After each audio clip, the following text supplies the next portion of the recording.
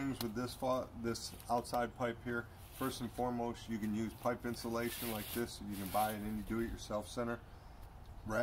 This already has that insulation on it. It's already been wrapped in tape. This will protect you for most of the cold weather. One thing you definitely want to do is disconnect any garden hoses that are attached to the faucet, because you don't want this water that's in this hose to freeze and then cause this to break. So pipe wrap, one way to do it. If this is on the south side of the house, it will work fine.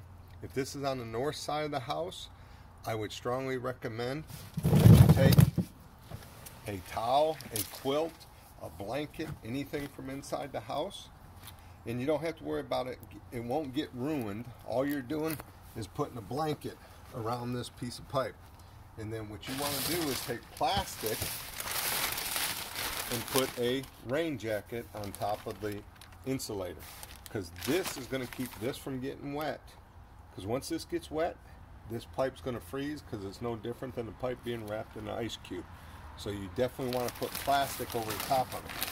So take your plastic,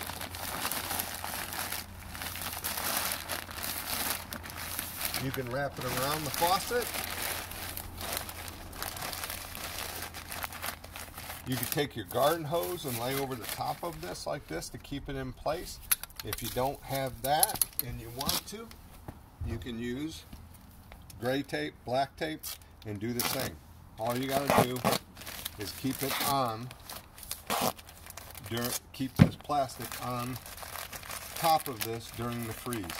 Once the freeze is over and we're back to normal temperatures, you're good to go. That's all there is to it.